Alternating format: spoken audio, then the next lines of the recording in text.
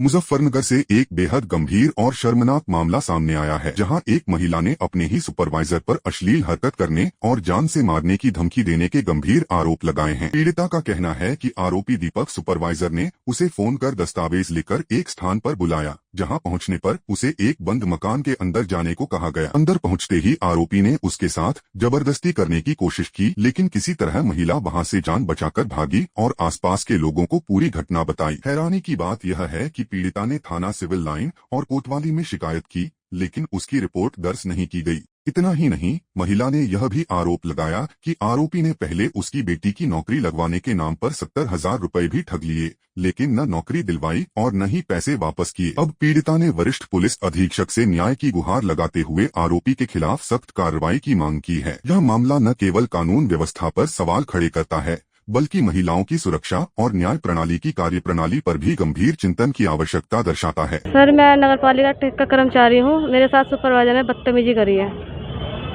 और यूँ कह रहा है अगर तुमने कुछ भी करा तो मैं तेरे को नौकरी पर से हटा दूंगा। 12 तारीख में उन्हें वहाँ बुलाया था हनुमान चौक पे बुला के मेरे को बोलता है यहाँ आ जा राजेश ठेकेदार के घर पे, मैं यहाँ बैठा हूँ, यहाँ कागज़ लूँगा तेरे से। मैंने कहा सर हाजिरी पे ले लो, आप हाजिरी पे आती हूँ मैं। तो कह रहे नहीं, मैं यहाँ लूँगा राजेश ठेकेदार के मकान में। मैं वहाँ गई, वहाँ देखा तो वो दारू पी रहा था। मैंने उन्हें देखा तो मैं अंदर को गई, उन्होंने एकदम से देखते गेट भेड़ लिया।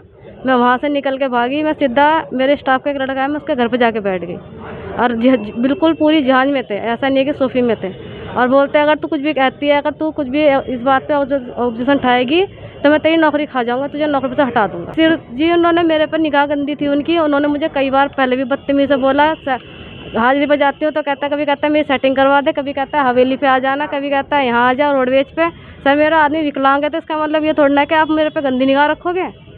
और मैंने इस बात के लिए अपने मेंबर साहब को भी बताया था, अपने स्टाफ में भी सबको बता रखा है। बताया सर, मेंबर साहब ने बोला था कि भाई मान जा, अगली बार तेरी बदली कर दूंगा, अगर तूने ऐसे कोई बदतमीजी दिखाई तो तेरी बदली करवा दूंगा।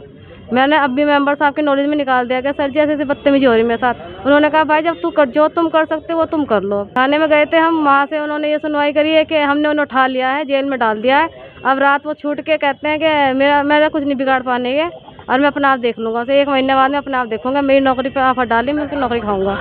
सर मैंने लड़की के नाम के पैसे दे रखे हैं 70,000 रुपये। अगला मालिक कहता है मुझे 1 रुपया नहीं दे रखा है। नहीं सर जी, अगर मुझे पैसों के विवाद में बोलना पड़ता, 1 साल हो गया, मैं 1 साल से उन्हें टोकरी मुझे पैसे दे दो, अगर मुझे कहना तो मैं 1 साल में पहले कह देती है बात। तो बदतमीजी करी है। मेरे स्टाफ वालों ने मुझे समझाया कि भाभी जी छोड़ो, रहने दो, आप भी बिरादरी का हंगामा होगा खामखाई। अब मान लो बात जब इतनी बढ़ गई, कल उन्होंने हैंड टू हैंड मेरी बदली करवा कहते तेरी तो बदली हो गई, तो यहाँ से जा।